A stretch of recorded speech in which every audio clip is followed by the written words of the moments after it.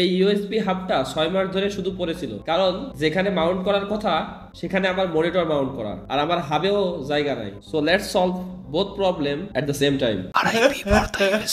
আমি এটাকে এখানে মাউন্ট করতে চাই, কিন্তু এটা শেপটা গোল এবং এই জায়গায় ফিট হওয়ার মতো না। প্রথমে আমি এটাকে খুলে ফেললাম এবং ভিতর থেকে সার্কিটটা বের করলাম। ক্যালিপার দিয়ে সব সাইড কেয়ারফুলি মাপার পরে মডেলিং শুরু করে দিলাম ব্লেন্ডারের মধ্যে। ছোটবেলায় যখন লাইট কিংবা কোনো ইলেকট্রনিক্স জিনিসপাতি খুলতাম, খুব ভয়ে থাকতাম যে এটা আসলে ঠিকঠাক মতো ফিট করতে পারবো কিনা। তো সেম ভয়টাই এখন কাজ করতেছে, end of the day USB হাবটা ঠিক থাকবে কিনা। এটাতে আমি এমনভাবে শেপ রাখছি যাতে আমার কেবলগুলো এখানে ক্যালাম করতে পারি, এবং 4টা স্ক্রুর অপশন রাখছি যেন আমি 4টা স্ক্রু দিয়ে আমার টেবিলের নিচে এটাকে আটকাইতে পারি। এরপর ফুল ভার্সন প্রিন্টে দিয়ে দিলাম, কিন্তু এটাতে ফুল বোর্ড ইনসার্ট হচ্ছে না। এরপরে আমি আরো 2টা ভার্সন প্রিন্ট করলাম এবং ব্যাক প্লেটটাও ঠিক করলাম। ফাইনাল ভার্সনে আমি সাদা কালারে প্রিন্ট করলাম আমার ডেস্কের সাথে মিল রেখে, এবং ফাইনালি মাউন্ট করে ফেললাম। লেটস সি এটা ঠিকঠাক মতো কাজ করে কিনা।